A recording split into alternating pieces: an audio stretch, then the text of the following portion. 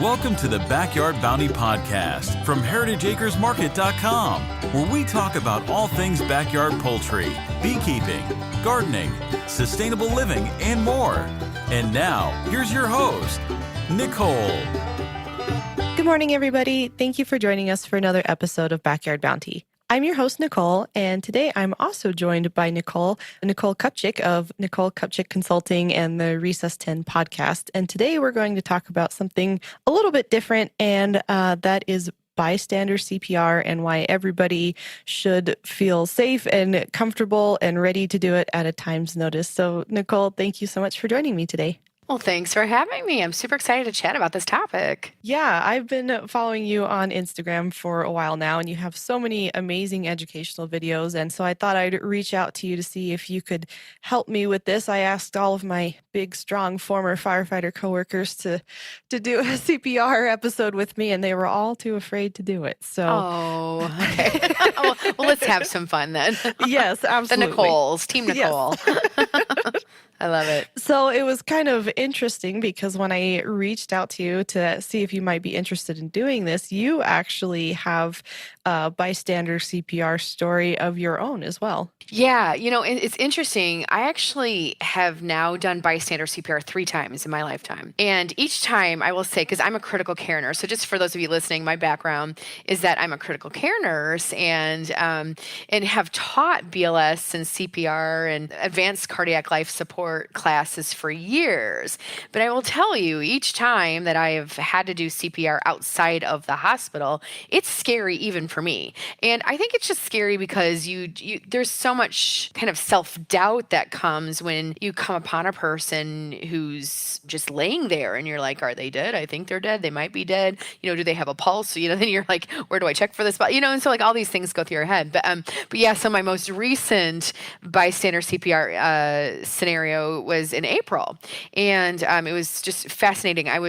I travel a lot. So I own a consulting company and I travel all over the country. And I was flying in and my flight was late, got to the airport like 10:30 at night. Baggage was late. It was just one of those nights where you're like, oh my gosh, it's 11:30 and I got to get up early in the morning tomorrow, right? Got my baggage. I was kind of grumpy and went to the Uber and Lyft waiting area in Seattle at SeaTac. And I was just walking up to the Uber line. And it's always such a mess in Seattle, the way they have the Uber Lyft area. It's kind of it's just so disorganized.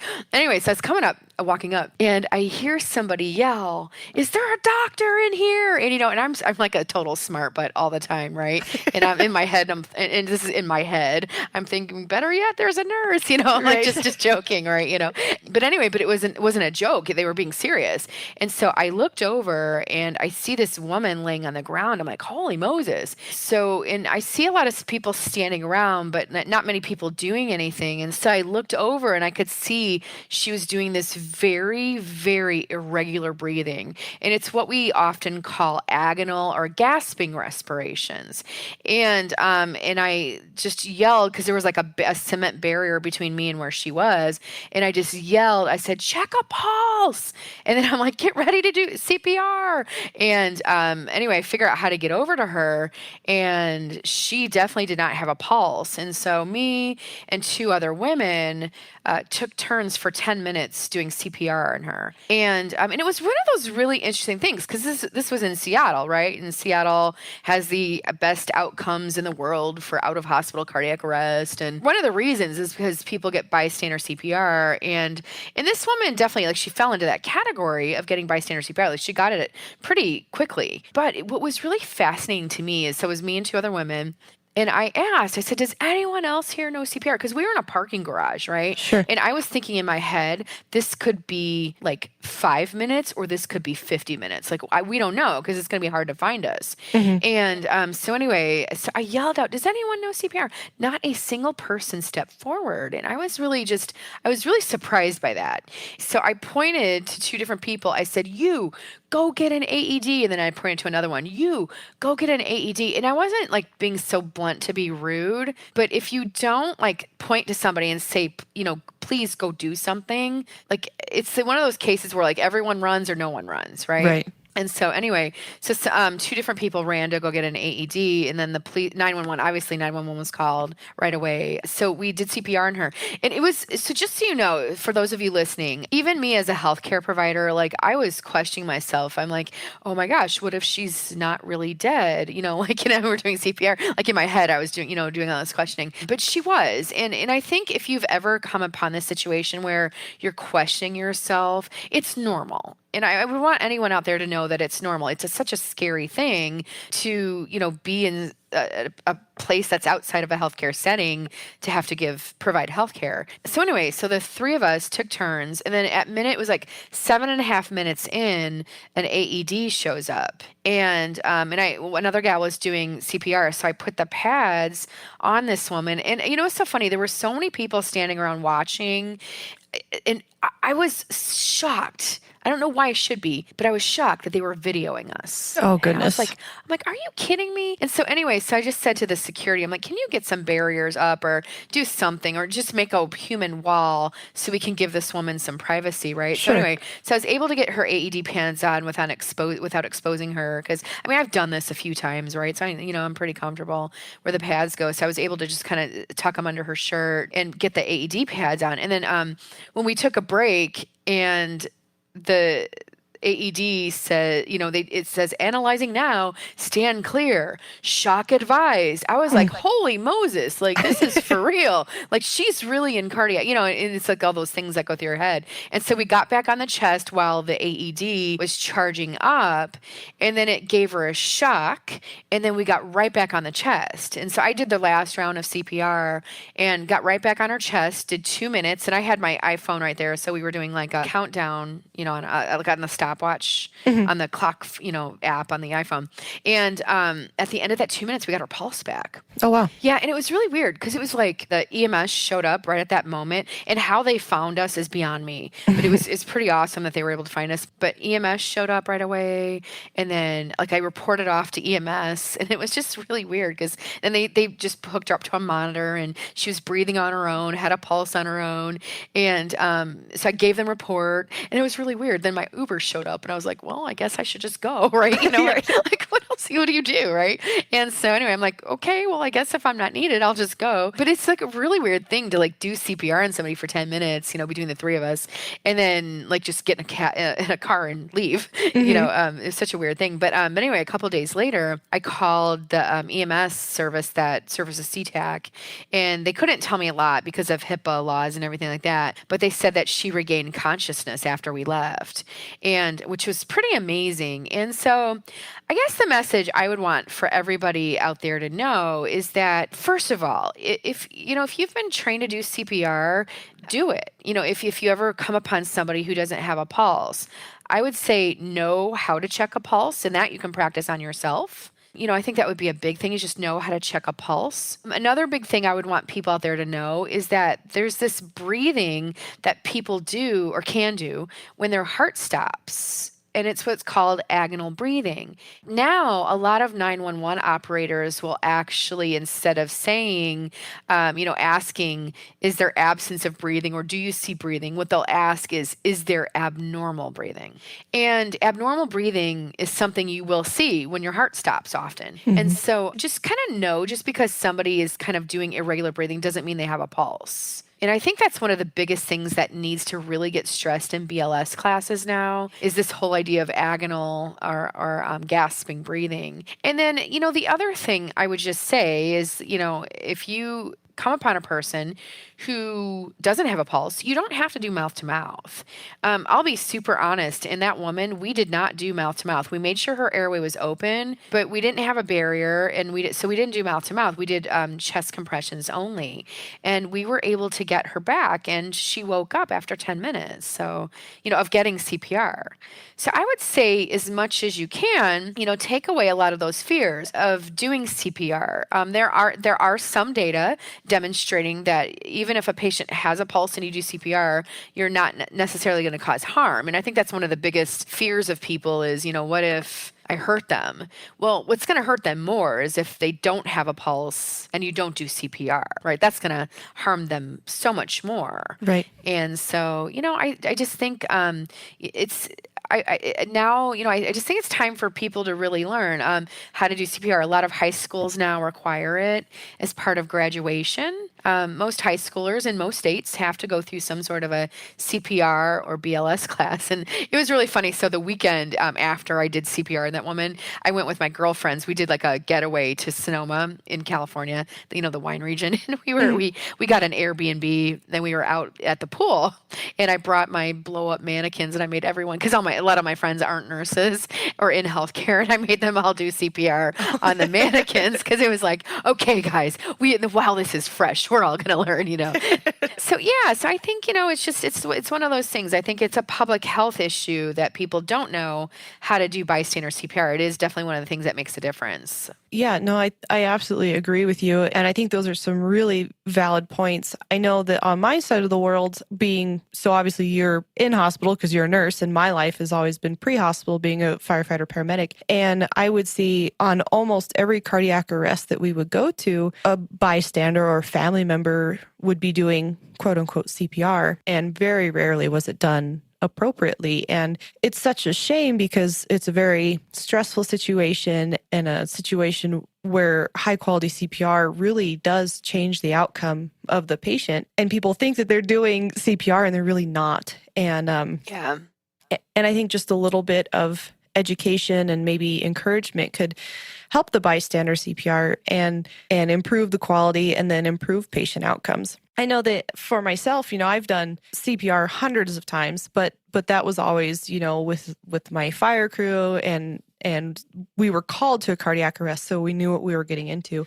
However, recently, this summer, I was at the feed store, and I was just, a regular day. I was there with my husband, and we were going to go get some food for our chickens, and we have our cart full, and we're getting ready to go to the register and pay. And it was a busy day that day because they had a veterinarian there to do like just basic rabies shots and stuff for dogs. And so there was a lot of people, and on the way out, there's just kind of this flurry of activity in one of the aisles that kind of caught my eye. And all of a sudden there was kind of some hollering, and you could tell that something wasn't right. And as I walked by, I just kind of glanced at this whatever activity. I thought maybe somebody's dog had gotten loose, or, maybe the dogs were at a fight or something. And I saw somebody laying down, and then there was a person next to them on their knees and kind of tapping this person and goes, sir, are you okay? And it was obvious that the gentleman laying on the ground was not okay. So, generally, I wouldn't really have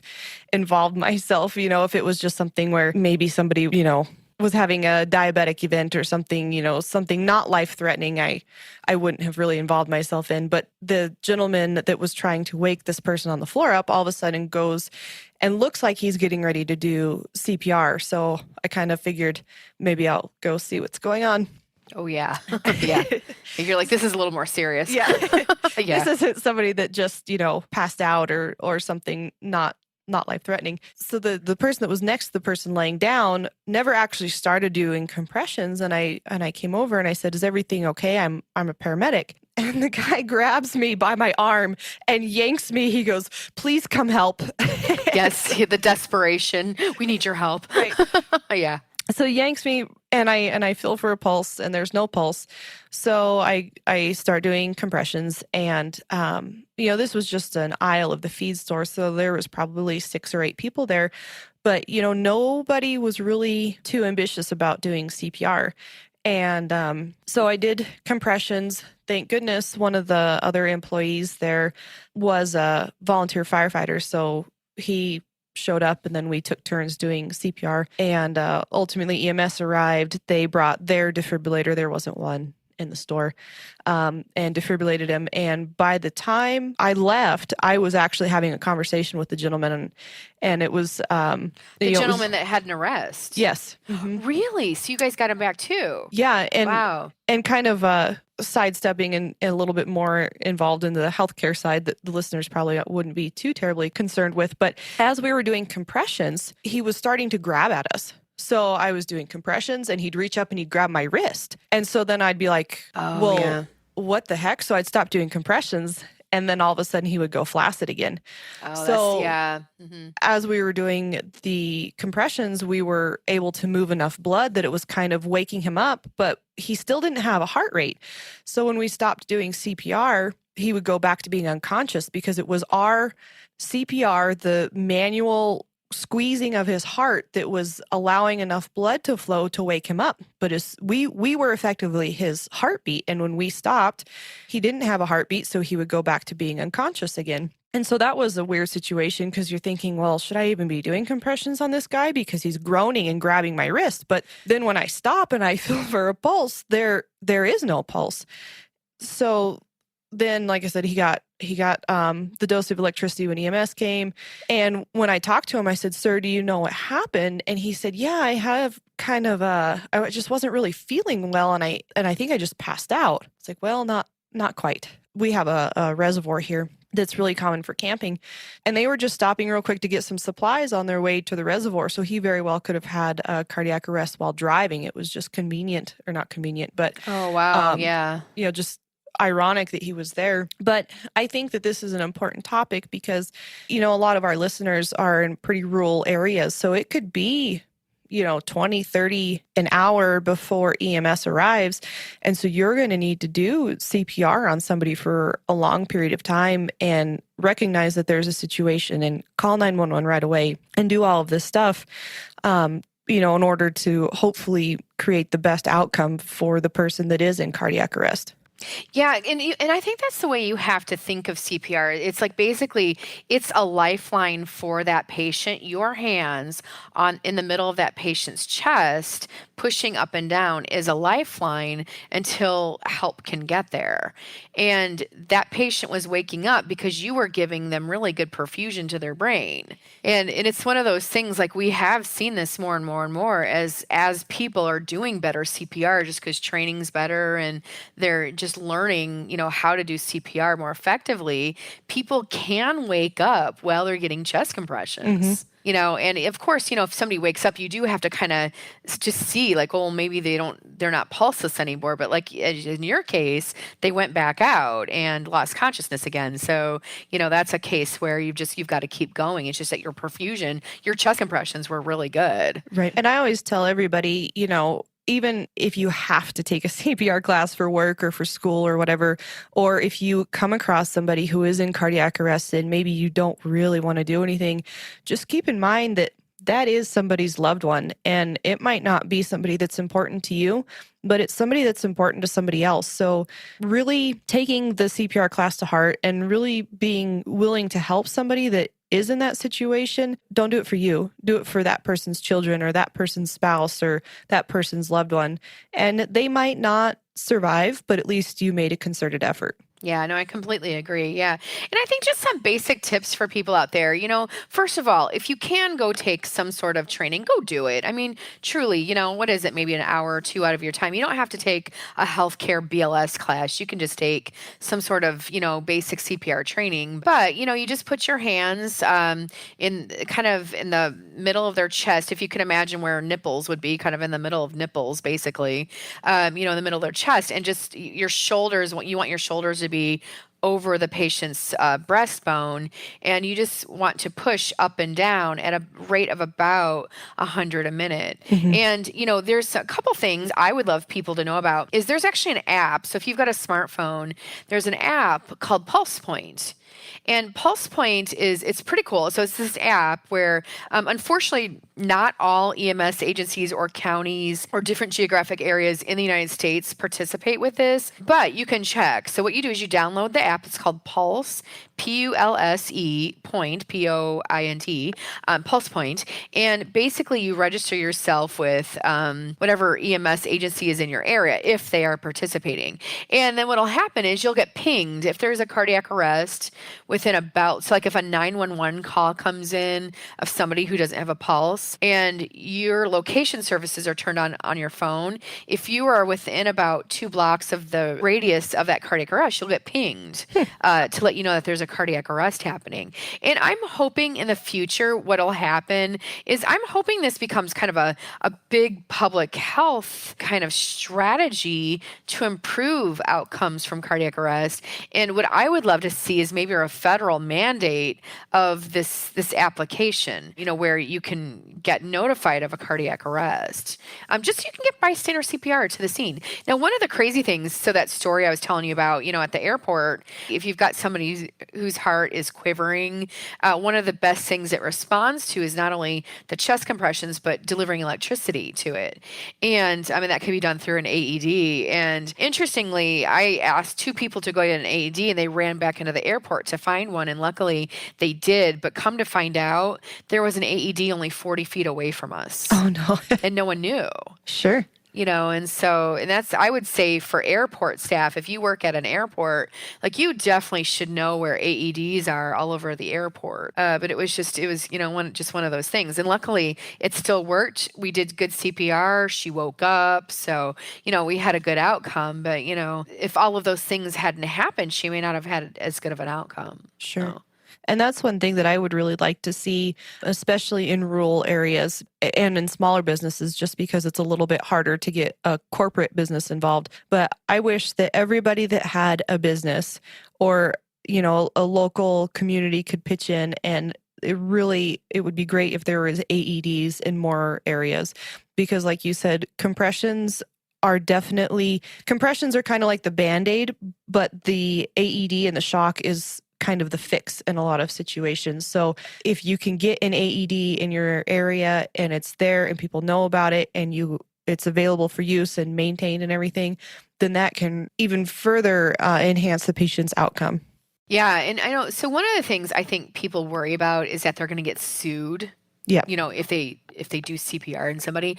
And what was really interesting? So the American Heart Association had their conference the week of November 18th, 2019. And there was a really interesting presentation at the conference. It was basically this group that took kind of a deep dive into all of the legal cases that had been filed from all 50 states from 1989 until 2019.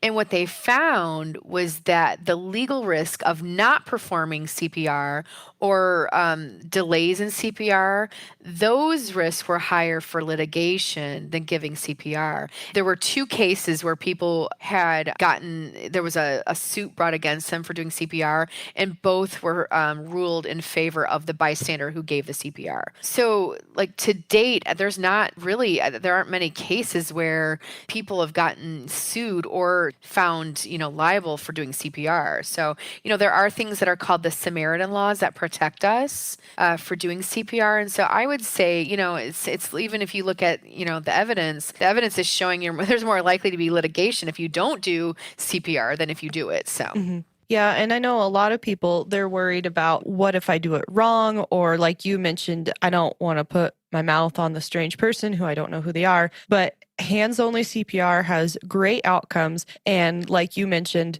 it's better to do CPR on somebody that doesn't need it than not do CPR on somebody that does need it. So you're not going to hurt them. And so just do CPR.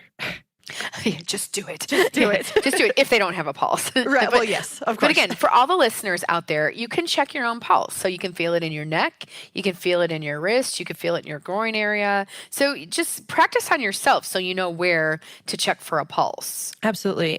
Or, borrow a friend or a family member and practice checking their pulse. Yeah, that actually might be a better suggestion, because then they can kind of get the hang of feeling a pulse on someone else. Yeah, I like that idea. So, but it's just, it can really save a life, if it's done and done well. So, and it's the depth, I think, is one of the things people have a hard time with, but it's a full, 2.4 inch depth in adults. So it's deeper than you think it is. And I will tell you, so for example, that night that I was giving CPR to that woman, after 2 minutes, I was worn out. Oh, it's exhausting. It's exhausting. So if you're doing it right, it's exhausting. So it's really a core full body workout, and that rate of 100 a minute. And that's another one that the first couple of compressions that you're going to do, you're going to hear some popping and snapping, but I would rather have potentially broken ribs and have my life back than, to have my ribs intact when I'm being buried. Yeah, and I think especially where you might run into broken ribs if you do CPR is people who are older, who maybe have osteoporosis and things like that. So I completely agree. But we can even in the show notes put a link to how to do CPR correctly. Yeah. Yep. If you don't have the ability to take a class, then at least YouTube is a great resource to check out. Yeah, absolutely. So I think another common misconception about CPR is, it's only the elderly that go into cardiac arrest, and it's not, your healthy, young, athletic people that have these cardiac events, but that's not really necessarily the case. And I know that you've got a couple good examples of that. Yeah. Well, one of the other cases, just super quick, that I had witnessed of a person going down it was actually at a marathon. And we were coming into the finish line, and this guy passed me, and he collapsed. And he was only 38 years old, and he was doing a marathon. So, somebody that was super healthy. But, luckily, King County Seattle Medic 1 was right there, and they did CPR on him. But I think, an example of cases of younger people that have gotten a lot of media attention was there was a case from March of 2018 in Grand Rapids, Michigan. So it was a college basketball game, and it was there was this young up and coming. I'm pretty sure he was going to get signed to the NBA. His name was Zeke Upshaw, and while they were playing basketball, he collapsed on the court, and he landed face first, or kind of like face down, and people, they kind of noticed he was down. They ran over to him, and you couldn't really see, and this is all caught on video. If you go on YouTube, you can see it. It was all caught on video. He was doing those gasping or agonal respirations, and I think that threw people off because those respirations were making his feet move. And anyway, and it was quite a bit of time had passed, and EMS kind of got to the scene. They were just kind of taking their time because I don't think it was messaged to them appropriately, like how sick he was. But apparently he was in cardiac arrest that entire time. And unfortunately, he didn't get CPR like he should have. He did not get shocked, and he ended up passing away, from basically brain damage from not getting CPR. So that's one case. That was in March of 2018. And I think since then, some changes are coming down in the basketball world. But 3 months before that, at the rivalry, it was like a rival South Carolina, North Carolina basketball game. One of the players had gone down on the field, or on the court. I keep saying field, sorry, on the court. Sorry, I don't know my sports as well, but had gone down on the court, and luckily they noticed him right away. All his coaches had done CPR on him. EMS got there right away. They took over, got him shocked, and he had a really good outcome. He woke up completely neurologically intact. And so, this doesn't just happen to people who are older. This can happen to even, people who are young. And that's why, like a lot of sports arenas and stadiums are putting AEDs, into their stadiums. And I would say if you are listening to this and you work at either an employer or a stadium, a sports arena, whatever, that has an AED, one of the other problems with AEDs is the batteries wear out, right? And so you just got to make sure you've got a good battery in it, and do testing every now and then, on those AEDs. So, so again, that was just a story of young people who had almost the exact type of arrest with really different outcomes because one got bystander CPR and the other one didn't. And I guess I feel like I should just point out too that the intent of this episode is not really to scare anybody or make anybody think that person standing next to them is just going to go into cardiac arrest all of a sudden. Please. Or whatever. That's not what usually happens. Yeah, no. In fact, there's only about the statistics are about 330,000 people in the United States have a cardiac arrest. I mean, there's 330 million people in the United States, and of those, about 330,000 have a cardiac arrest. Yeah. So the odds of it really are minimal, but I think just the awareness and the preparedness and the willingness to perform bystander CPR is really the intent. So not to be scared, really just know when and how to assist somebody else that's in this situation. I would 100% agree with that. Thank you. Well, Nicole, I really appreciate you taking the time to share your stories and, your side of the world with the nursing expertise. And how can people follow you and get some more information from you? Yeah, so I'm on Facebook and Instagram. So on Instagram, I'm at Nicole Kupchick. On Facebook, I have a like page under Nicole Kupchik Consulting. And then I've got a YouTube show as well. And a lot of the stuff I post is geared toward healthcare providers. But if that's something that interests you, you're more than welcome to follow me. But I definitely post things that are mostly focused on the heart and the lungs and the brain for the most part. So yeah, I know I definitely enjoy watching your content. And even though I'm not really in the field anymore as much, I'm still learn a lot from your content. And it's really interesting. I'm kind of an A&P nerd, I guess. So love it. That's awesome. Yeah. Well, Nicole, I really appreciate you taking the time to share with us today. Thank you so much. Of course. Yeah. Thanks for having me. And again, don't be afraid. Go out there and save a life. Absolutely. And for those of you listening, thank you so much for joining us for another episode of Backyard Bounty, and we'll see you again next week. Thank you for listening to Backyard Bounty, a podcast by heritageacresmarket.com. Don't forget to subscribe and leave us a review. If you have a question you'd like us to answer on the show, please email us at ask@heritageacresmarket.com. Also find us on Instagram, Facebook, and YouTube at Heritage Acres Market. All of the links mentioned in this podcast will be included in the description. See you again next week.